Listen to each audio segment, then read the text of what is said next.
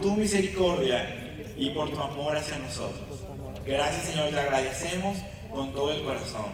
Así como decía el hermano Miguel al principio de esta dirección, cantad alegres a Dios, habitantes de toda la tierra. Servid a Jehová con alegría, venid ante su presencia con regocijo. Entrad por sus puertas con acción de gracias. Cada domingo que usted venga acá, traiga una acción de gracias en su corazón, ¿verdad? A lo mejor no va a tener oportunidad de expresarlo aquí con el micrófono, a lo mejor, porque si usted lo operaron, por poner un ejemplo, usted lo operaron y salió bien de la operación, usted diga al director de yo quiero dar una acción de gracias, que me operaron un hijo, o ocurrió algo y Dios hizo la obra y quiero agradecer a Dios públicamente, y le vamos a dar la oportunidad, pero siempre podemos agradecer al Señor. Queridos hermanos, bienvenidos a Fuente de Vida, un lugar para orar, para cantar a Dios y para escuchar a Dios hablar a través de su palabra. Sean todos bienvenidos a esta tu iglesia y quiero que me acompañen a Hechos capítulo 4. Hechos capítulo 4, que hemos estado estudiando aquí cada domingo tras domingo.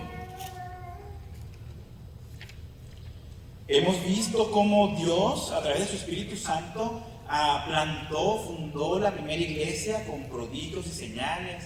Hubo lenguas repartidas, comenzó la iglesia con una forma de vida maravillosa, cristianamente maravillosa, que Dios dejó por escrito allí en su palabra para que nosotros podamos mirar ese ejemplo y podamos seguirlo, ¿verdad? En el capítulo... Se me fue una página. En el capítulo 4, al final del capítulo 4, después de que hubo cierta situación, porque Pedro y Juan iban caminando, iban a un templo judío y sanaron a una persona que estaba allí, entonces se levantó una pequeña persecución en contra de ellos, le preguntaron al hombre, bueno, hubo toda una situación allí.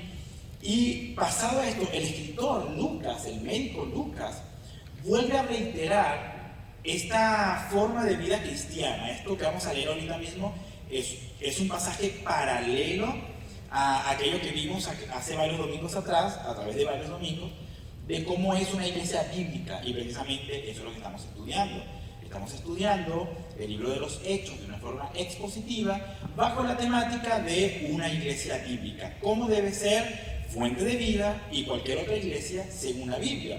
Este pasaje paralelo a aquel nos indica de nuevo cómo estaban viviendo allí, y hay una cuestión al final que nos va a hacer una introducción para el tema de hoy, ¿ok? Dice así, Hechos capítulo 4 del versículo 32 en adelante. Hechos capítulo 4 del versículo 32 en adelante, y dice: y la multitud de los que habían creído eran de un corazón y un alma, y ninguno decía ser suyo nada de lo que poseía, sino que tenían todas las cosas en común.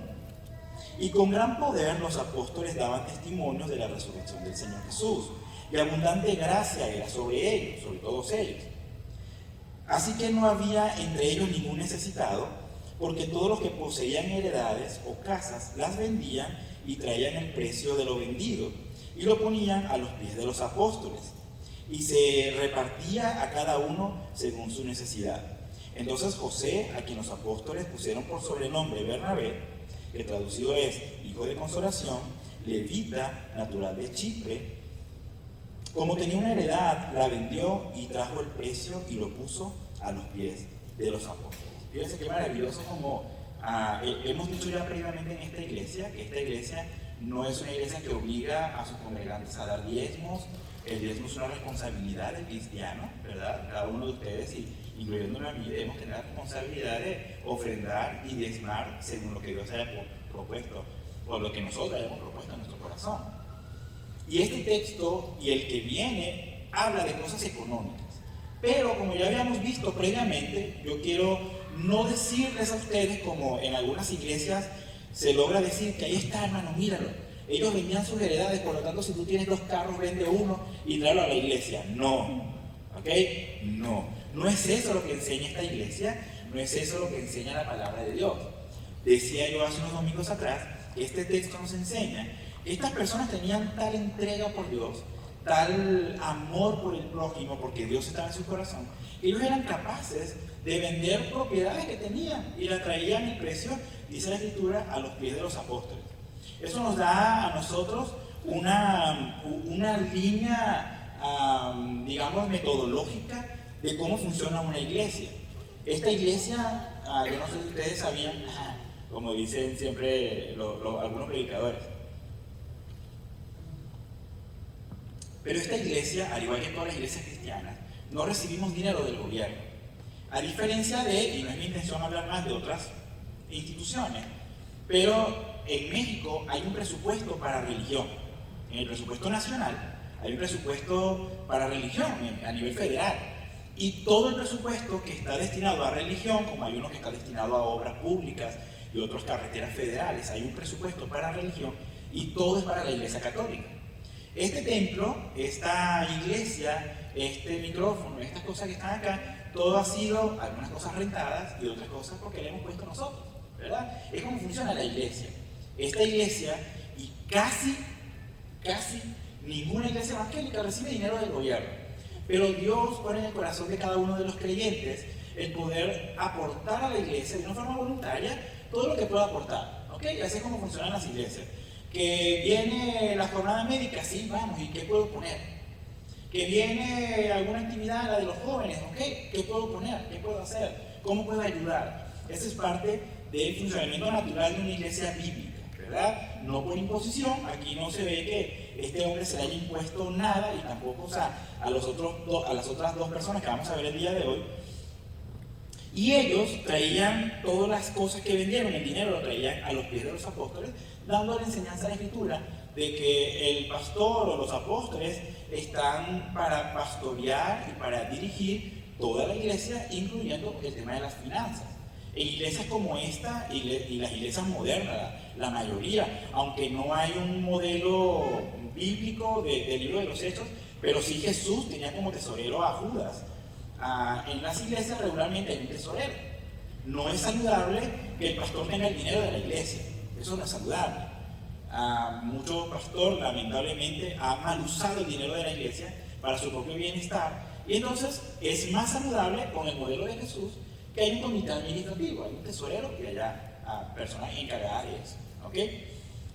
Y el pastor puede, debe y tiene la autoridad para pastorear las decisiones que se toman con respecto al dinero de la iglesia. Hay una frase que aprendí hace mucho tiempo, dice, el pastor no toma las decisiones de cómo se usa el dinero de la iglesia, pero el dinero de la iglesia no debe usarse sin la consulta y la aprobación del pastor. ¿Okay? Repito, el pastor no toma las decisiones de cómo se usa el dinero de la iglesia, pero ninguna decisión del dinero de la iglesia debe usarse sin la consulta y la aprobación espiritual y pastoral del pastor, para la redundancia. Entonces, es lo que enseña la Escritura. Ahora bien, este hombre natural de Chipre, José, esta es la introducción, ¿okay? para lo que vamos hoy. Este hombre natural de Chipre, es decir, cuando había crecido en Jerusalén, tenía un pensamiento helenista, tenía un pensamiento diferente al de los judíos. Él era levita. Como hoy día hay muchos levitas en la iglesia. ¿Tú sabes que hay muchos levitas en la iglesia? Porque hay mucha gente en la iglesia que levita la oración, y levita la palabra, levita a la alabanza, levita todas esas cosas. Pero este hombre, como era levita, usted entiende que me preguntaron esta semana, por cierto, me preguntaron, repito, esta es la introducción, ¿ok? Esta semana me preguntaron en el discipulado de los miércoles, que son personas que no son cristianos de tiempo, son nuevos creyentes, son personas que apenas están abriendo la Biblia por primera vez, están aprendiendo. Me preguntaron, pastor, quiero hacerte una pregunta directa. Yo sí, digan, ¿qué es el diezmo y cómo es el diezmo? Yo dije, bueno, mira, en el Antiguo Testamento se instituyó el diezmo por la siguiente razón. Israel tenía 12 tribus, y a las 12 tribus, cuando llegaron a la tierra prometida, se les repartieron heredades, sus tierras. Pero Dios, a la tribu de Leví, a los levitas, les dijo, a ustedes no les va a dar tierra, ustedes no van a ser agricultores. Las 11 tribus eran agricultores, se les dieron tierra para sembrar y cosechar, pero a la tribu de Leví no les dieron tierra. Dijeron, su heredad es el Señor. Y hay una pregunta importante allí, ¿verdad? ¿Por qué Dios tomó esa decisión? Bueno, nos podemos ir tiempo atrás, cuando Moisés subió al monte a recibir las tablas de la ley en piedra, el pueblo de Israel se fue al becerro de oro, que después lo molieron y todo eso. Y cuando Moisés bajó, preguntó: ¿quién está con el Señor y quién está con el becerro de oro? Y dice la Escritura que solamente la tribu de Leví fue fiel al Señor. Y de las otras tribus murieron mucha gente, y Dios tomó una especial atención a la tribu de Leví. Muy bien. Entonces, José o Bernabé era levita, es decir, que naturalmente, por familiaridad, él no tenía heredades. Es decir, tuvo que trabajar arduamente para comprarse una heredad, y aún así, que sus heredades no eran heredadas, su patrimonio fue trabajado por él, él con un corazón dispuesto, lo vendió y lo trajo al Señor. ¿Ok? Hay una lectura de un corazón humilde, en el caso de José y Bernabé, llamado Bernabé. Hay una lectura de un corazón humilde, hay una lectura de un corazón desprendido, a pesar de las dificultades económicas que él pudo haber tenido, él y su familia. ¿Ok? Pero vemos una lectura de un hombre. ¿Ok? Y es con lo que nos vamos a quedar hoy. Ahora vamos a ver la contraparte. Vamos a ver la parte difícil. Este texto que vamos a estudiar hoy es un texto difícil de enseñar. Es un texto complejo. Bueno, Dios nos dará sabiduría, ¿verdad?, a ustedes para comprenderlo, a mí para poder enseñarlo según su espíritu y según su palabra. Pero es el texto de Ananías y Zafira. Un matrimonio que tenía un corazón diferente al de José o Bernabé. Vamos a leerlo. Dice así la palabra de Dios.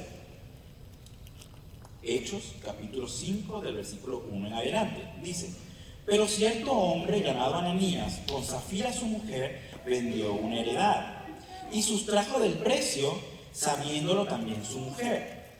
Y trayendo solo una parte, lo puso a los pies de los apóstoles. Y dijo Pedro: Ananías, ¿por qué llenó Satanás tu corazón para que mintieses al Espíritu Santo y sustrajeses del precio de la heredad? Reteniéndola no se quedaba para ti, o no se quedaba a ti, y vendida no estaba en tu poder, porque pusiste esto en tu corazón. No has mentido a los hombres, sino a Dios. Al oír a Ananías estas palabras, cayó y murió. Expiró, dice allí, murió. Y vino gran temor sobre todos los que lo oyeron. Y levantándose los jóvenes, lo envolvieron y sacándolo lo sepultaron. Pasando un lapso de 3 horas, sucedió que entró su mujer, Zafira, no sabiendo lo que había acontecido. Entonces Pedro le dijo: dime, ¿vendiste en tanto la heredad? Y ella dijo: sí, en tanto. Y Pedro le dijo: ¿por qué conveniste en tentar al Espíritu del Señor? He aquí a la puerta los pies de los que han sepultado a tu marido y te sacarán a ti. Al instante ella cayó a los pies de él y murió. Cuando entraron los jóvenes, la hallaron muerta y la sacaron y la sepultaron junto a su marido. Y vino gran temor sobre toda la iglesia y sobre todos los que oyeron estas cosas. Qué historia tan dura, qué historia tan difícil de leer, un poco más difícil de explicar, un poco más difícil, quizás, con la ayuda del Espíritu Santo no tanto, pero es difícil pastorear, es difícil ministrar, es difícil a lo mejor edificar o consolar el corazón de una congregación con un texto como este.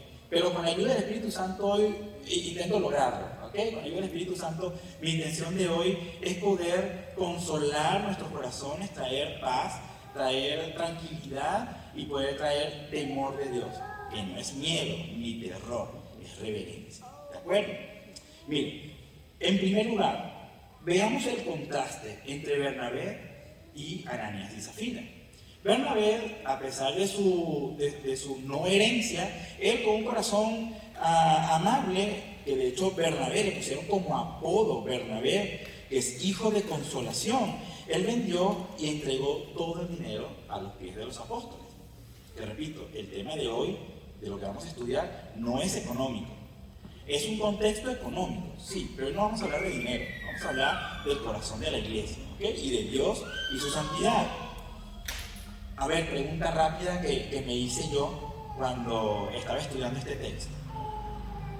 José, natural de Chipre, le pusieron de apodo Bernabé, porque Bernabé era hijo de consolación. ¿Qué apodo crees tú que la iglesia o los hermanos en Cristo o tus vecinos o tus amigos tienen de ti? Es una pregunta interesante, porque revela quizás lo que hay en el corazón. ¿Ok? ¿Qué apodo a ti te dicen? ¿O cómo a ti te llaman? ¿Qué cosa? Que eso no se usa tanto hoy, ¿verdad? En estos tiempos le cambiaban el nombre a la gente, le ponían muchos apodos, ¿sabes? Que hay muchos apodos. He tenido que aprender que Chinta es Jacinta. He tenido que aprender que Chela es Graciela. Y así, un montón de apodos que aquí en México se usan, ¿no? Que Pepe es Felipe. No, José es Pepe, ¿verdad? Pero a pesar de que hoy en día no se usan tantos apodos a nivel de iglesia, pero ¿con qué apodo te pondrían a ti? Te pondrían, vamos a tomar ilustraciones al aire, ¿verdad? Te pondrían José el Amargado, o te pondrían María la Alegre, no de la vida alegre, de alegre de verdad, que estar contenta, María la Contenta, Alejandra la Inocente, Alfredo el Soñador, como José.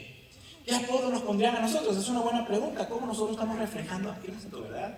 En nuestra vida cristiana, para que otros puedan mirar a Cristo en nosotros y puedan agradecer al Señor por nuestras vidas. En caso de Bernabé,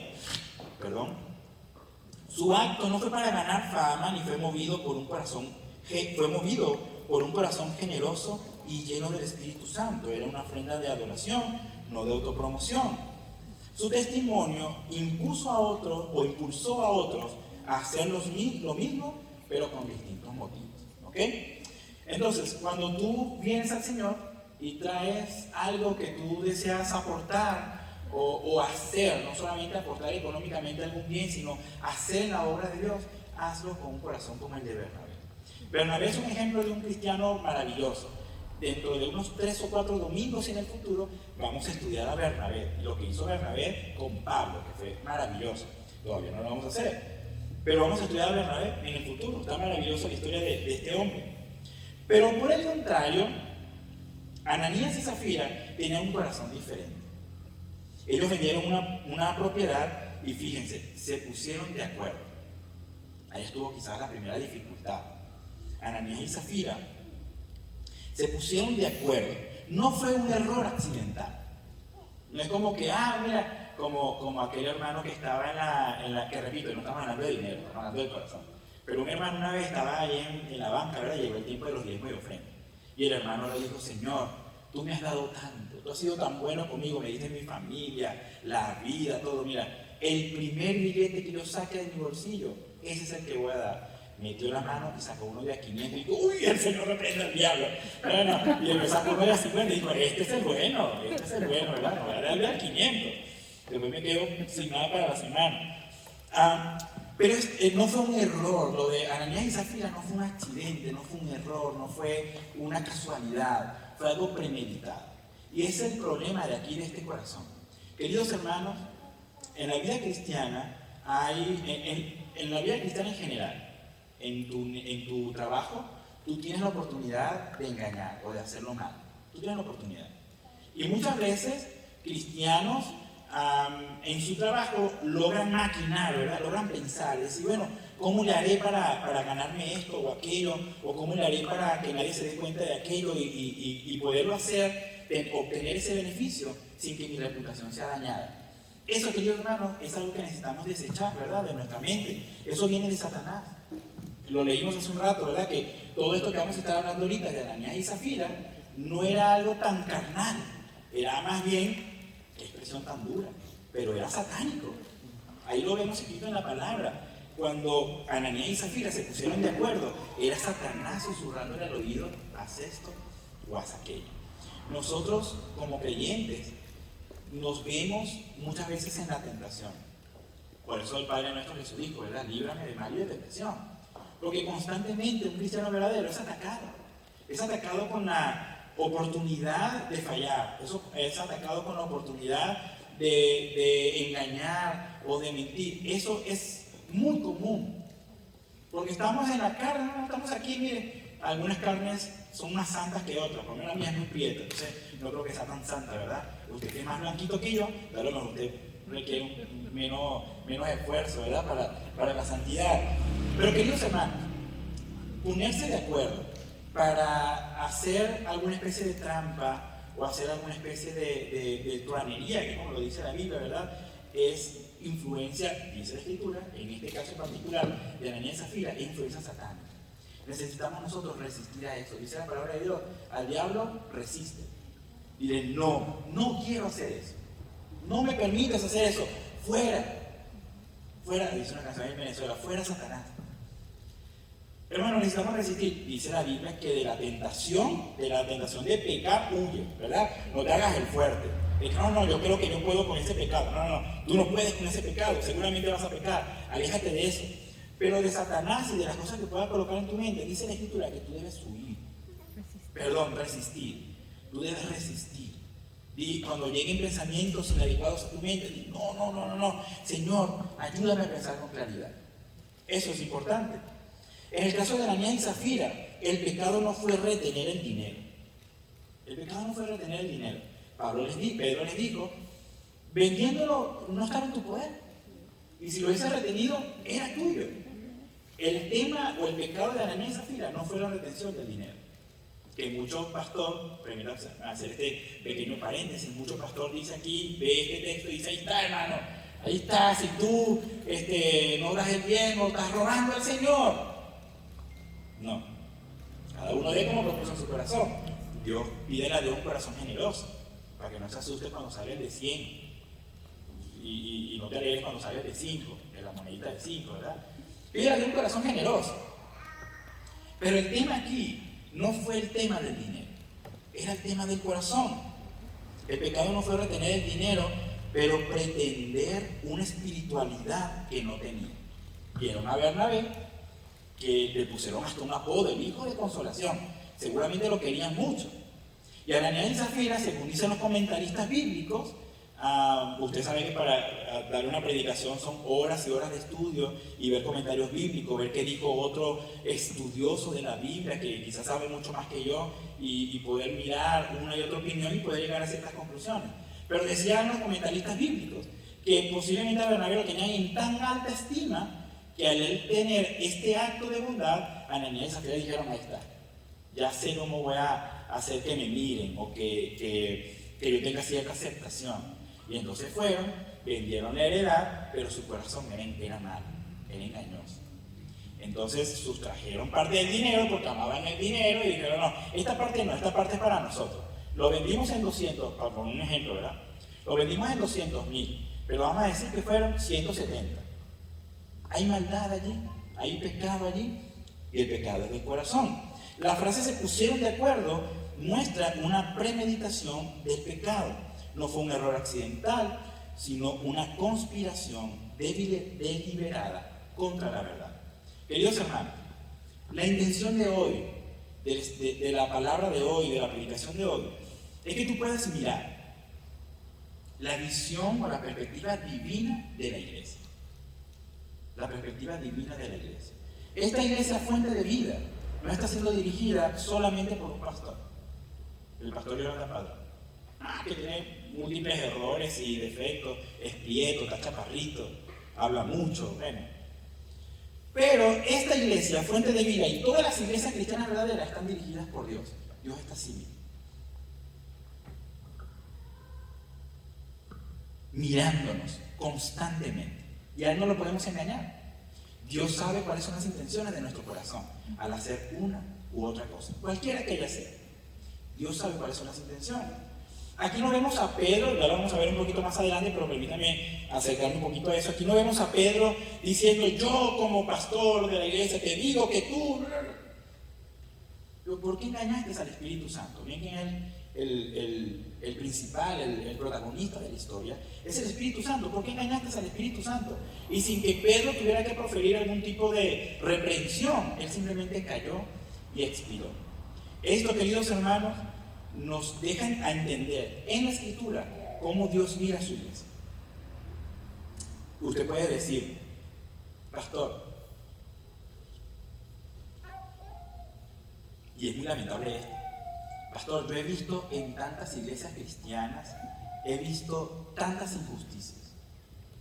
He visto tanta gente falsa que roba la iglesia, que hace cosas. ¿Por qué esa gente no se muere? Yo tengo dos respuestas. Una, desde este estudio, que Dios nos dejó esta acción, este juicio de Dios, que Él dio sobre la iglesia para darnos ejemplo, para que tengamos temor de Dios. Eso no significa que cada vez que alguien en la iglesia engaña o miente, se muere de inmediato. Porque si eso pasara, querido hermano, no estuviéramos aquí. Ninguno de nosotros. Ninguno. Hubiéramos muerto hace mucho rato. Pero es una lección de cómo Dios disciplina a la iglesia. Entonces, ¿por qué no se muere tanto la gente hoy? Bueno, Dios tiene misericordia, siempre tiene misericordia. Nos dejó aquí cuál es su juicio. Y muchas veces la muerte no es física, pero sí es espiritual. Hay mucha gente muriendo espiritualmente por atentar contra Dios. Mucha gente poniéndose de acuerdo para hacer, mire, historias hay. Una familia pastoral, entre comillas, muy grandes, así, una familia pastoral, entre comillas, muy grande, que de repente tenía un Sentra negrito con los amortiguadores malos y anda siempre sin gasolina, y de repente usted lo ve en una camionetota. Y oye, pastor, esa camioneta, el Señor bendijo. Raro, ¿verdad? Una vez escuché un pastor decir, si en una iglesia de la prosperidad el único que prospera es el pastor, ahí hay un problema. ¿Ok? Hay mucha gente que ha engañado, ha falseado, ha hecho lo malo. También en muchas iglesias hay familias que se ponen de acuerdo. Mira, vamos a hacer esto, y cuando tengamos sesión de negocio, tú votas por esta opción, porque esta es la opción que yo quiero. Y si no, ahora tú y otras dos familias más dicen, no, tú votas por esta opción porque esta es la opción buena. Una casa dividida entre sí misma no prosperará, dice la palabra, ¿verdad? Entonces una iglesia que tiene bandos, que tiene polarizada la iglesia con familias poniéndose de acuerdo, no es una iglesia saludable, no es una iglesia guiada por el Espíritu Santo. Una iglesia guiada por el Espíritu Santo, toda la congregación que es espiritual y está guiada por el Espíritu Santo, está siempre de acuerdo con el pastor que es espiritual y es guiado por el Espíritu Santo. Pueden pasar dos cosas. O el pastor está mal y no está siendo guiado por el Espíritu Santo y necesitan cambiar de pastor por un pastor que enseñe la Biblia, que tenga humildad y que pueda pastorear, o la iglesia no está siendo guiada por el Espíritu Santo. Cualquiera de las dos hay. Esa es una respuesta. Y la otra respuesta, ¿por qué la gente no se muere en la iglesia? Porque no son cristianos de verdad. Ya lo vamos a ver más adelante, me estoy adelantando un poco en esta sección. Pero queridos hermanos, el juicio de Dios con la muerte de personas que hacen daño en la iglesia no es para mundanos. Quiero repetir eso. La muerte física o espiritual de personas que hacen daño en la iglesia, ese juicio de Dios no es para mundanos. Los mundanos que vienen y hacen daño en la iglesia normalmente terminan yéndose de la iglesia. Pero si hay un cristiano verdadero, un cristiano genuino, que tiene a Cristo en el corazón, pero se dejó engañar por Satanás y empieza a hacer daño, Dios dice, hijo, no hagas más daño, ven. Y lo toma a su vida y lo lleva con él. Es un juicio severo para la iglesia, que trae temor, pero es un juicio amoroso para el cristiano que peca. Por lo tanto, querido hermano, yo traje aquí una pequeña lista, déjenme la leo, la voy a leer muy rápido, no me voy a detener mucho allí, de acciones que estuvieron detrás del corazón de Ananías y Zafira, algunas opciones, ¿verdad? Detrás del corazón de Ananías y Zafira, y algunas cosas que se pueden ver reflejadas en la iglesia moderna, en la iglesia de hoy. En primer lugar, hipocresía espiritual. Queridos hermanos, Ananías y Zafira fingieron ser santos y generosos, pero realmente se evidenció lo que eran. Había una mentira premeditada. Eso surgió en el corazón de Ananías y Zafira. Detrás de este texto, entre líneas, podemos mirar todas estas cosas. Una mentira premeditada, un acuerdo para engañar. Deseo de reconocimiento humano, por el caso de Bernabé. Amor al dinero, porque retenieron una parte, ¿verdad? Dijeron, no, esta parte al bolsillo, ¿verdad? Y lo otro al Señor, está bien. Y repito, Pedro dijo que no había tanto problema en eso, sino la falta de honestidad, ¿verdad? Falta de temor a Dios. Yo creo que es algo que a la iglesia moderna le falta muchísimo. temer a Dios. Y texto como este debe llevar a la iglesia a temer a Dios, a tener reverencia por Dios. Acuerdo en el pecado, acuerdo en el pecado. Engaño al Espíritu Santo, ese fue el gran pecado que vemos en este texto. Engaño al Espíritu Santo. A ver, palabras más, palabras menos. Ananías y Zafira se dijeron, a ver, vamos a agarrar esto aquí y nos vamos a guardar a ver si Dios no se da cuenta. Querido hermano, cualquier intención de tu corazón que no venga de Dios, Dios se da cuenta. Dios conoce tu corazón. Por eso aquel texto, aquella cosa, yo siempre digo que hay mujeres que ponen en el Facebook, a mí nadie puede juzgarme, que solamente me juzgue Dios. Qué miedo que Dios nos juzgue, porque Él sabe todo lo que hay en tu mente. Él sabe todo lo que hay en tu corazón. A mí que no me juzgue Dios. Yo prefiero estar mal delante de los hombres, que la gente me tenga por cualquier cosa, a estar siendo enjuiciado por Dios. Dios me ve en mi mente. Él sabe lo que yo pienso y sabe lo que tú piensas. Por lo tanto, querido hermano, no te pongas de acuerdo para engañar a Dios. No podemos. Es imposible. No engañes a Dios. Yo voy a cometer esto. A ver, en el caso de mis queridos jovencitos, ¿verdad? No, yo aquí en la secundaria hago así, y hago esta planería, esta trampa, esta cosa, porque yo creo que Dios no se va a dar cuenta. Y aquí en la iglesia, santo, santo, santo, Señor omnipotente, Dios se da cuenta de todo. Dios se da cuenta de todo. Queridos padres, qué difícil es educar a un hijo. Yo creí que era un buen padre hasta que de Josué empezó a tener conciencia.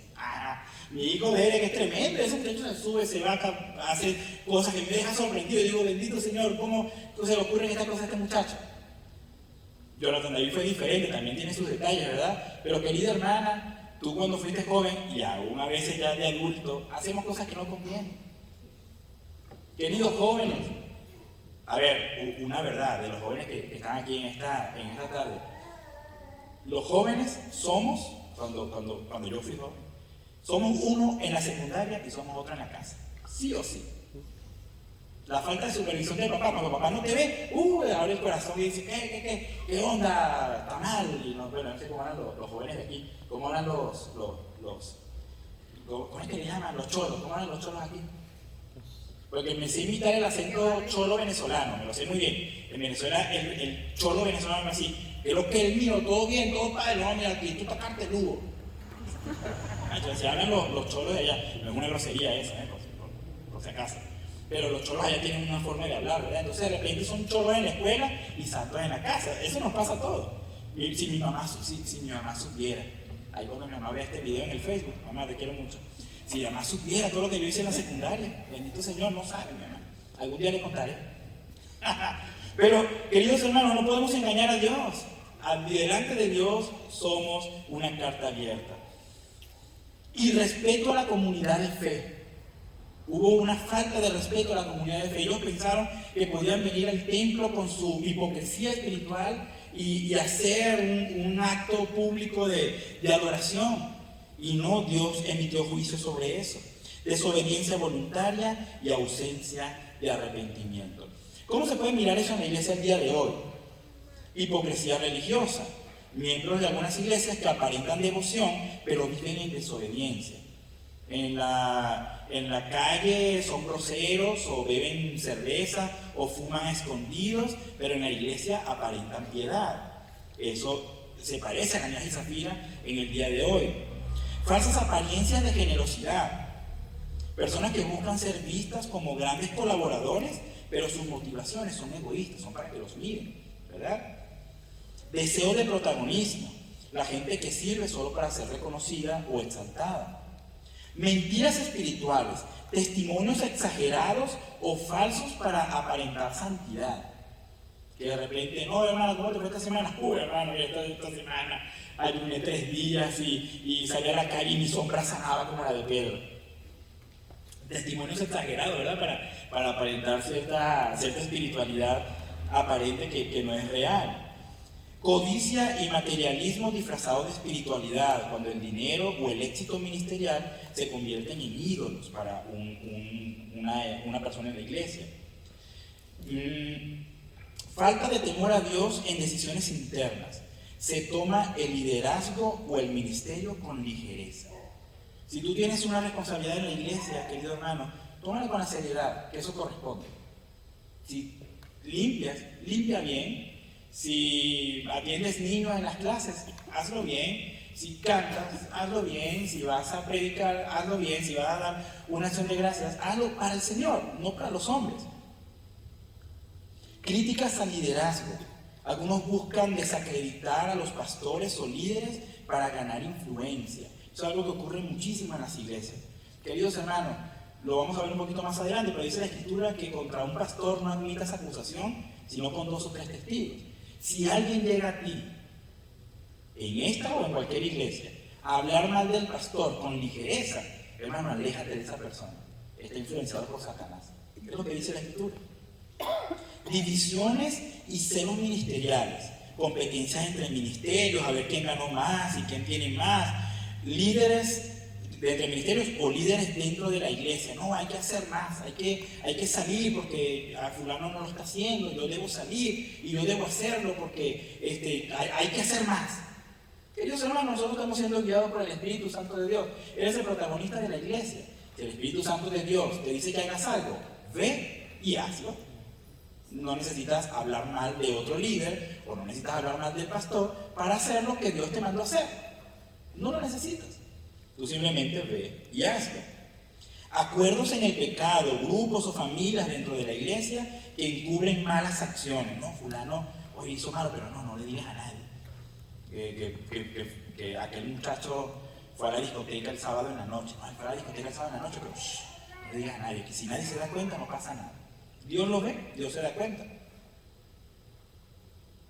Espíritu de engaño dentro del cuerpo de Cristo, manipulación emocional o espiritual para obtener algo. Me dice un pastor diciendo, hermano, videos hay, hermano, que por cierto, permítanme este pequeño paréntesis. Yo he conocido cientos de pastores. De estos pastores que yo conozco, el 95% de los pastores, que yo conozco muchos pastores verdaderos, ¿verdad? Pastores bíblicos, el 95% de los pastores viven con un salario regular que les alcanza para rentar casa, para comer y echar gasolina y vestirse. Muchos de los pastores que yo conozco de este 80% viven con menos de lo necesario.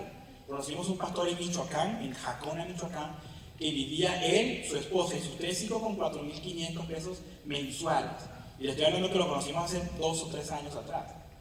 Y luchaba este pastor y sufría el pastor. Cuando fuimos allá, fuimos el pastor Franklin, fue mi familia, otros pastores. Y los invitamos al cine y los niños lloraban. Porque era la primera vez que iban a poder ir al cine, porque su papá, pastor, no podía darles eso. El otro 5% de los pastores que yo conozco, gracias a Dios viven bien. Porque tienen una iglesia muy grande que les da un buen salario. Son doctores, profesores y trabajan de docente o de médico y son pastores. Pero realmente son muy pocos. Pero usted sabe a quién usted conoce. Y usted sabe a quién usted ve en el Facebook, y en el Instagram, y en el TikTok, y en el YouTube, pidiendo diezmos y ofrendas de una forma descarada y grotesca a falsos pastores. Falsos pastores, que desde esta iglesia denunciamos. Falsos pastores. Todo pastor que tenga yates y avionetas y barcos y todo eso, querido hermano, es un falso pastor. La iglesia no es para enriquecerse, es un falso pastor. ¿De acuerdo? Entonces, este engaño dentro del cuerpo de Cristo, esta manipulación emocional o espiritual, son muchos pastores no guiados por Dios, sino por Satanás, para engañar a la gente y darle su dinero. Temor a perder la reputación más que temor a Dios. Personas que temen ser descubiertas, pero no temen ofender a Dios. Deshonestidad en las finanzas o compromisos ministeriales, indiferencia ante el pecado ajeno y destrucción del testimonio público de la iglesia. Queridos hermanos, en esta iglesia, estaba Bernabé aquí. Estaba Bernabé aquí parado. En esta iglesia estaba Bernabé aquí. Y Bernabé levantaba las manos, adoraba con sus ojos cerrados, cantaba con alegría, se concentraba en la presencia de Dios y prestaba mucha atención en la predicación. Y de este lado estaban Ananías y Zafira. Ananías y Zafira cantaban a Dios con todo su corazón y levantaban las manos y parecían espirituales y escuchaban la palabra de Dios con atención. Y cuando usted los miraba, parecían iguales. Bernabé, Ananías y Zafira, igual, adoraban igual, vivían aparentemente igual, pero su corazón era diferente. Queridos hermanos, no vivamos de apariencia. Lo importante es el corazón, porque es lo que Dios mira. Dios no mira la apariencia, Dios mira el corazón. En cualquier iglesia, incluyendo Fuente de Vida, a ver, me acordé de una ilustración. En una ocasión, llegó a una iglesia llena de gente, llegaron los malos. Porque en el sombrero me dijeron que no dijera con micrófono, por si acaso. Llegaron con pisto, con armamento, ¿verdad? Con las cuernos de no sé qué cosa, ¿verdad? Y dijeron, a ver, todo el que sea un cristiano de verdad, arrodíllese aquí porque los vamos a matar. Todo el que sea un cristiano de verdad, venga aquí, arrodíllese porque los vamos a matar. Pastor, deja de predicar por un momento.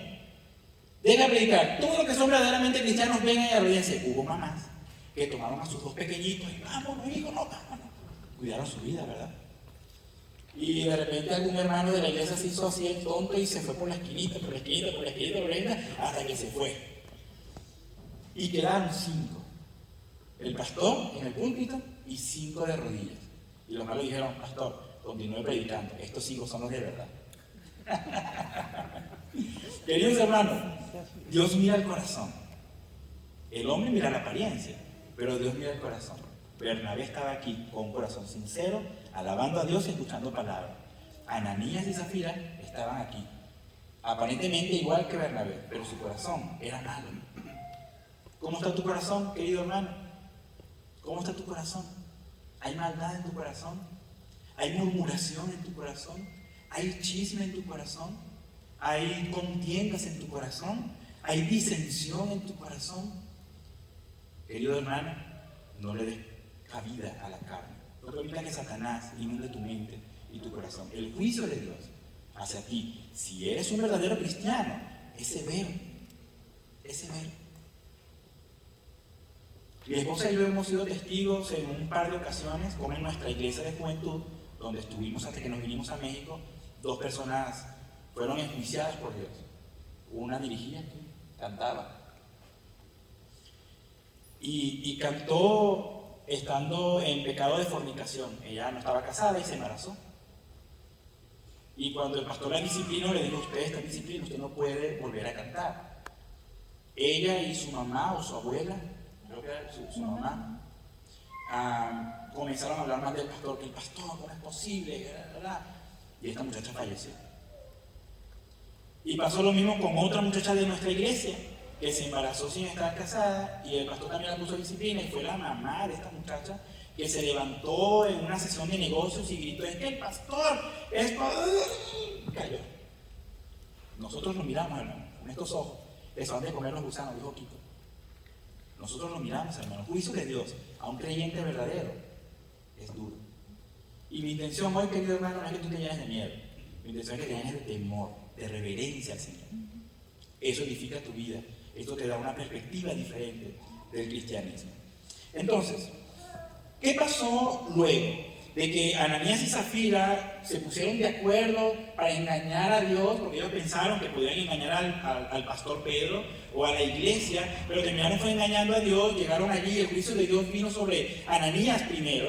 Él murió y fue llevado por los jóvenes, pero al momento de Ananías llegar, dice allí el versículo 3 y 4, que le dijo Pedro, Ananías, ¿por qué llenó Satanás tu corazón para que mintieras al Espíritu Santo y sustrajeses el precio de la heredad? Queridos hermanos, Dios ha establecido, en el libro de Efesios lo dice, que Dios ha colocado profetas y apóstoles para la edificación del cuerpo de Cristo, que es Antiguo y Nuevo Testamento.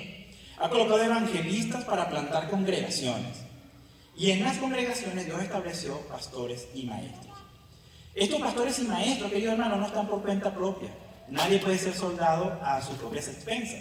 Dice la palabra cada pastor en cada iglesia, incluyendo el pastor Jonathan, está siendo guiado por el Espíritu Santo de Dios.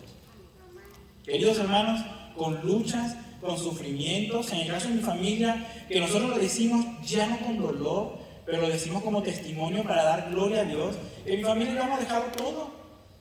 Hemos dejado todo, a nosotros no nos duele perder más cosas, porque ya hemos perdido tanto que ya Dios cuando nos pide otra cosa dice, sí, tómalo, Señor. ¿Tú necesitas eso de mí? Tómalo, está bien. Pero mi familia y yo, queridos hermanos, estamos sirviendo al Señor en esta iglesia, dirigidos por el Espíritu Santo de Dios. ¿Cómo tú puedes saber que un pastor está siendo dirigido por el Espíritu Santo de Dios? Porque predica la Biblia, porque pastorea gente, porque las personas se acercan a Él con confianza. Queridos hermanos, yo quiero preguntarles algo. ¿Cuántos de ustedes, más allá de la predicación dominical, un paso más allá de la predicación dominical, que es nuestro lugar común donde cada domingo estamos acá, ¿cuántos de ustedes han sido pastoreados por mí? Levanten su mano.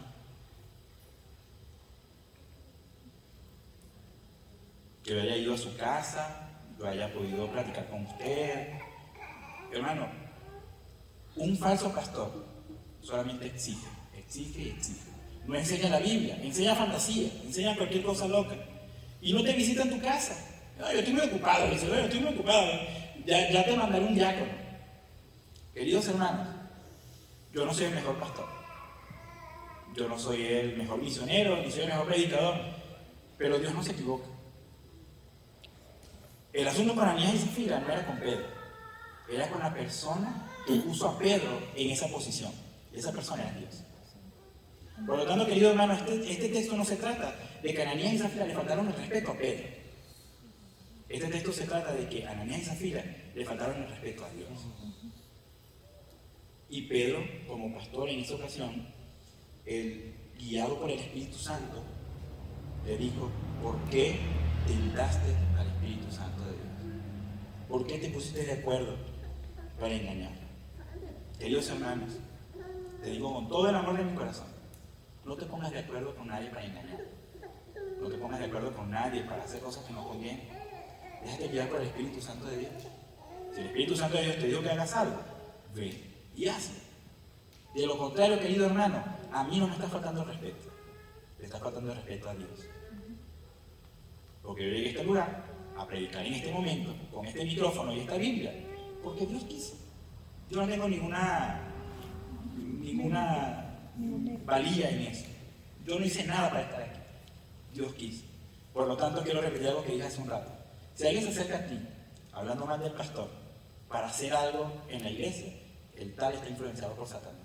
Es lo que dice la Escritura. No le hagas caso.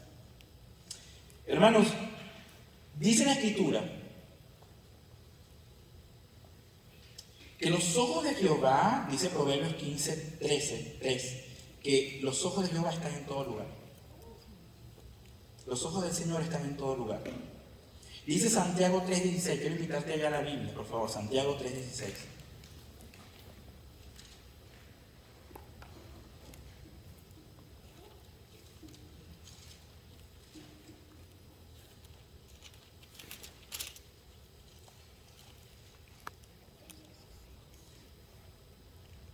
Mira, vamos a leer desde el 14. Dice así, o desde el 13 dice, Santiago 3 en adelante. ¿Quién es sabio y entendido entre ustedes? Muestre por la buena conducta sus obras en sabiduría, en sabia mansedumbre. Pero si tienen celos amargos y contención en vuestro corazón, no os jactéis ni mintáis contra la verdad. Porque esta sabiduría del que se jacta contra la verdad y miente, no es la que desciende de lo alto, sino es terrenal, animal y diabólica. Porque donde hay celos y contención, allí hay perturbación y toda obra perversa. Pero la sabiduría que es de lo alto es primeramente pura, después pacífica, luego amable, benigna, llena de misericordia y de buenos frutos, sin incertidumbre ni hipocresía. Y el fruto de justicia se siembra en paz para aquellos que hacen la paz. Querido hermano, ese es el espíritu de una iglesia. no de confrontación, no de división, no de disensión. Es que yo no estoy de acuerdo y yo no quiero estar de acuerdo. Eso dice la Escritura, que es animal, terrenal y diabólico. Queridos hermanos, no nos dejemos engañar por Satanás. También dice Romanos 16. Vamos por favor a Romanos 16.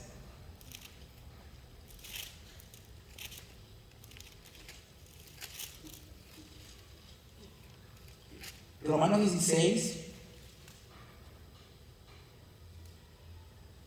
desde el versículo 17 dice: mas os ruego, hermanos, que se fijen en los que causan divisiones y tropiezos en contra de la doctrina que vosotros habéis aprendido, y que os apartéis de ellos, porque tales personas no sirven a nuestro Señor Jesucristo, sino a sus propios vientres, y con suaves palabras y lisonjas engañan los corazones de los ingenios.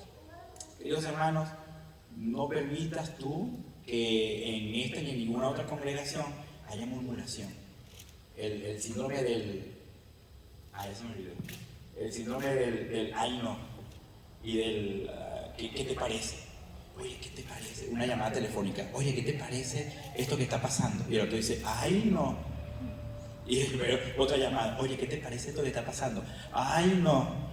Entonces, son frases que se usan regularmente, ¿verdad? Entonces, queridos hermanos, no permita que eso ocurra. Si te llegan a llamar, no, hermano, está bien, a mí no me interesa eso, yo quiero servir al Señor con alegría desde mi corazón. Queridos hermanos, Pedro como pastor estuvo allí para poder pastorear a la iglesia, para poder servir a Dios como un canal para también el juicio de Dios fuese evidente en la iglesia, para que puedan ellos temer al Señor. El pastor no puede permitir un pecado deliberado que contamine la iglesia. El pastor es un vigilante, es un valiente para reprender el pecado y es sabio y guiado por el Espíritu Santo. Queridos hermanos, normalmente debe ser el carácter de un pastor. No gritón, porque ahí yo no sé si les he contado que había un pastor hace muchos años atrás, ya él murió hace ya mucho tiempo, que él, cuando una hermana no iba a la iglesia, se iba a la casa, se quitaba el cinto y le daba un correazo. ¿Por qué no fue a la iglesia? Imagínate, es inadecuado, sumamente inadecuado. Pero un pastor, hermano, con sabiduría, guiado con el Espíritu, con valentía, reprende el pecado con amor y amabilidad. Eso es lo que dice la palabra de Dios que debe pasar. Y en tercer lugar, queridos hermanos, en tercer y último lugar, el juicio de Dios y el temor del Señor. Del versículo 5 al 11 podemos encontrar allí en la Escritura lo que Dios hizo con este matrimonio. Vamos a ver dos cosas aquí. En primer lugar, el juicio. Dice la Escritura que Pedro le dijo a Ananías: ¿por qué lleno Satanás tu corazón para que mintieses al Espíritu Santo y sustrajese del precio de la heredad? Reteniéndola, ¿no se te quedaba a ti? O sea, le dijo: mira, si tú te hubieses quedado con ellos, eso era tuyo. ¿Para qué te volviste loco? Tranquilo. Si eso tú lo hubieses quedado para ti, eso era tuyo. Y si la vendiste, eso estaba en tu poder. ¿Por qué pusiste esto en tu corazón? Al oír estas palabras, bueno, dice el versículo 4 al final: no has mentido a los hombres, sino a Dios. Y al oír a Ananías estas palabras, cayó y expiró. Y vino un gran temor sobre todos los que oyeron. Y levantándose los jóvenes, lo envolvieron y sacándolo, lo sepultaron. Pasando un lapso de 3 horas, sucedió que entró su mujer y no sabiendo lo que había acontecido. Y entonces Pedro le dijo: dime, Zafira, ¿vendiste la heredad en tanto? Y ella dijo: sí, en tanto. Volvió a mentir. Pedro le dijo: ¿por qué conveniste en tentar al Espíritu del Señor? He aquí a la puerta están los pies de los que han sepultado a tu marido y te sacarán a ti. Al instante cayó a los pies de él y murió. Y cuando entraron los jóvenes, le hallaron muerta y le sacaron y sepultaron junto a su marido. Y vino gran temor sobre toda la iglesia y todos los que oyeron estas cosas. Hermanos, el juicio de Dios es un acto bondadoso para que su pueblo se purifique. Una iglesia que teme a Dios es una iglesia santa, sin mancha, como dice la palabra, que debemos presentarnos a Él. Pero una iglesia que no teme a Dios miembros de la iglesia que no temen a Dios, pastores que no temen a Dios, es una iglesia donde hay contiendas, divisiones, pleitos, chismes, de todo. Y dice la Escritura, lo estudiamos semanas atrás, que en una iglesia así Dios no va a enviar gente. Dios no va a enviar gente. ¿Quién hace crecer la obra? Dios. Y Dios envía, hace crecer la iglesia, cuando la iglesia es una iglesia bíblica, como dice el libro de los Hechos, que vive en armonía, todos tienen todas las cosas en común, están todos de acuerdo, piensan una misma cosa, no con disensiones y pensando diferente, todos piensan una misma cosa. Eso es lo que dice la Escritura. De otra forma, la iglesia no va a crecer. Queremos que esta iglesia crezca, unámonos. Una congregación guiada por el Espíritu Santo, sujeta a la autoridad de un pastor guiado por el Espíritu Santo. Es la forma en que una iglesia va a crecer. De otra forma, son esfuerzos humanos. No va a haber fruto en ello. El juicio de Dios es correctivo, no condenatorio. Yo me hice la pregunta, ¿Ananías y Zafira eran creyentes? Y concluí que sí. Porque como dije hace un rato, el juicio de Dios de esta forma bondadosa no lo hace sobre mundanos, lo hace sobre cristianos. Que toma su vida y los lleva a su presencia para que no sigan haciendo daño.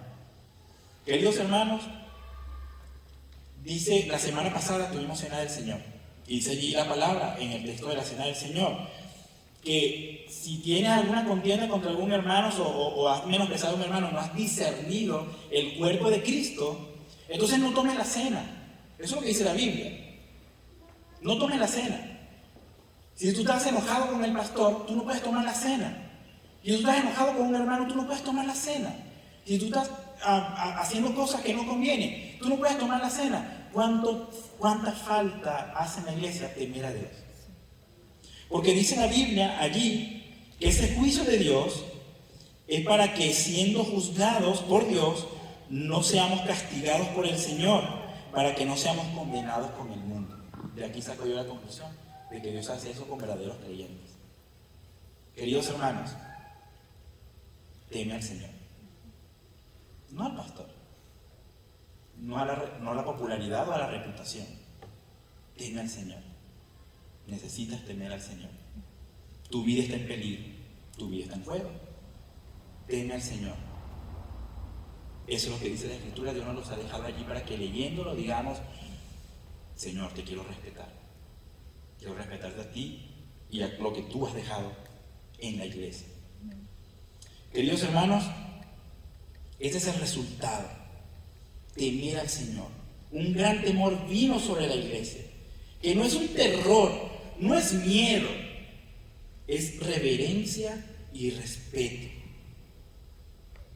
Reverencia, respeto y obediencia. Yo intenté ilustrarlo cuando hablamos del temor del Señor hace varios domingos atrás de dos maneras. Va a haber gente, porque todos vamos a compadecer ante Cristo, y cuando lleguemos ante Cristo va a haber gente que va a ser enjuiciado por Dios y sus piernas van a temblar de pánico, de terror, porque Dios le va a preguntar: si yo te envié a alguien que te predicó, ¿por qué no quisiste creer? Señor, es que nadie me dijo. ¿Cómo no? Si yo envié a mi hijo a tal fecha, a tal hora, y él te predicó la palabra. Pero es que ese día yo estaba muy ocupado, y van a temblar de terror, porque el juicio sobre ellos será el fuego eterno. Pero tú y yo, querido hermano, si eres un creyente verdadero, estaremos delante del Señor, viéndole en su gloria y en su majestad. Seremos juzgados por Él, también seremos justificados por Jesucristo, y nuestro corazón será reverente. Será un corazón honesto delante de Dios. Diga: Señor, yo sé que Jesucristo me justifica, pero igual perdóname. Yo ni siquiera merezco estar aquí. Eso es temor al Señor. Queridos hermanos, teme al Señor, respeta a Dios. Y para terminar, a mí me llama mucho la atención que en este pasaje que yo dejo como un ejemplo para nosotros en la iglesia, ¿quiénes enterraron a Ananías y Zafira? ¿Lo recuerdan? Lo acabamos de leer. Los jóvenes. Yo estudié en la universidad cuando en aquellos años, cuando era joven igual. Que en la edad adolescente tenemos un síndrome los jóvenes, y es el síndrome de Superman. Así lo llamó el psicólogo de la Gestalt, no me acuerdo cómo se llama él, creo que Roger, el gran psicólogo de la Gestalt, dijo, los jóvenes tienen el síndrome de Superman. Los jóvenes piensan que se pueden montar, que se pueden subir a una bicicleta y darle colina abajo y que nunca va a pasar un carro y que ellos van a frenar a tiempo antes de llegar a la pared. Y como lo lograron 1, 2 y 3 veces, entonces se van y hasta que pase el carro y sufren un accidente. Pero los jóvenes son así, ¿verdad? Se montan, ¿verdad, Cristian? Nos montamos en las patrimotos, hacemos las policías. No, es cierto. Pero así son los jóvenes, somos los jóvenes, ¿verdad? Nos aventamos así, ¿verdad?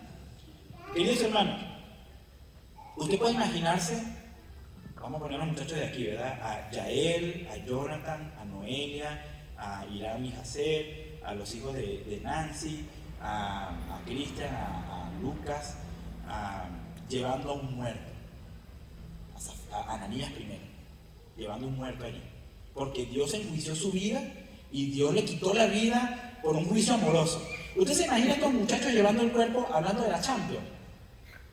Yo no creo que vayan hablando de la Champions, o de juego del tochito de fin de semana, o de Dragon Ball. No, oye, si viste la nueva temporada de Dragon Ball, probablemente iban en silencio, pensando, diciendo, oye, mira lo que Dios hizo, esta persona que llevamos aquí.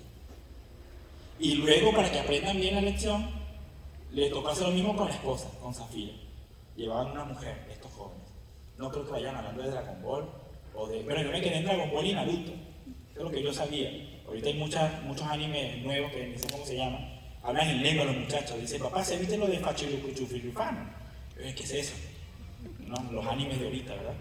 Pero imagínate, estos muchachos no iban hablando de Naruto, no iban hablando de la Champions, iban reflexionando, diciendo, Señor, oye, ayúdame a ser fiel,